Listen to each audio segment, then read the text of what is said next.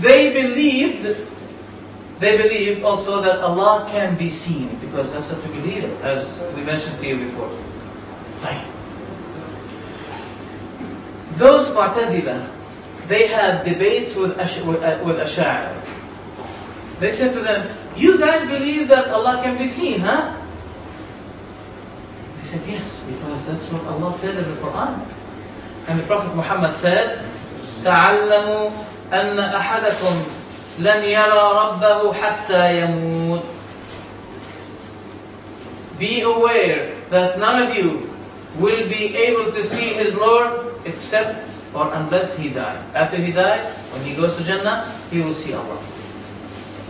So you Ash'aris believe that Allah can be seen at the Day of Judgment. The Ash'aris say yes. They say, you are fooling yourselves, you're making fun of yourselves.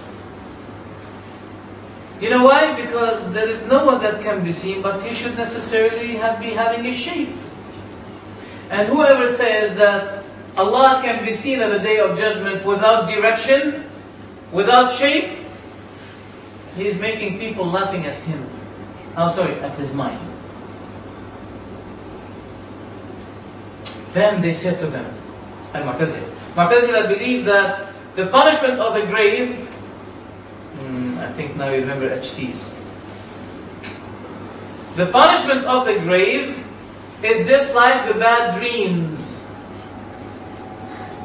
It's a metaphoric punishment. Metaphoric means untrue, not real punishment.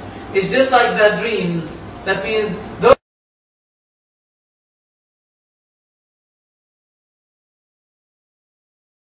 in the grave, their punishment in the grave is to see bad dreams. So the Ash'ari said to them, don't say that, haram. Because the Prophet said that the people on the grave, they will be punished. So we have to believe what the Prophet said. They said, oh, well, what we say about the grave is exactly the same as what you say about the attributes of Allah. So why did you make ta'wil for the attributes of Allah and did not make ta'wil for the hadith, the narrations about the punishment of the grave? Why? What is the difference?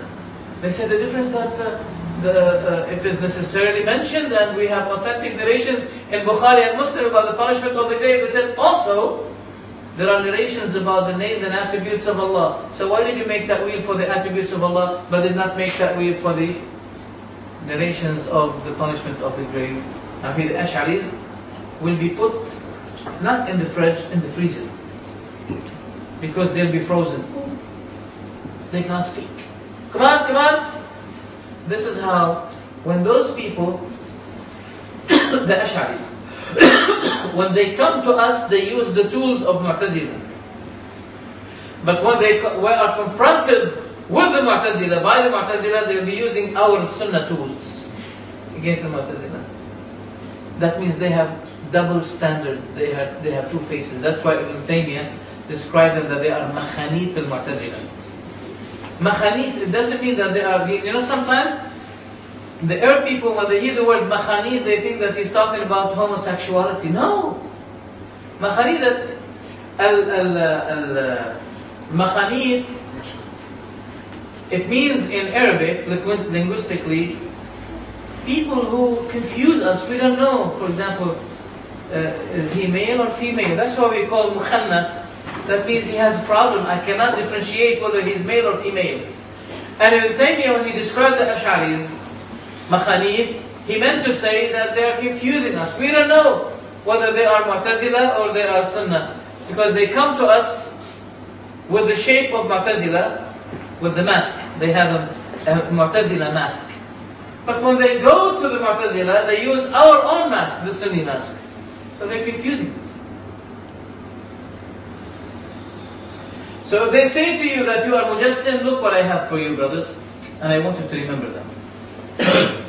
I want you to remember them. Now, the sign that Al-Ash'ari is following Jahm and Mu'tazilah is that when he see you approving what Allah approved for Himself regarding the attributes of Allah, Samir, Basir, Qadir, and إن الله له يدان, that He has two hands, and Allah يأتي يجيء يوم القيامة, Allah comes, and the angels will be coming with Him on the Day of Judgment. All of these texts were authentically reported in the Quran and the Sunnah.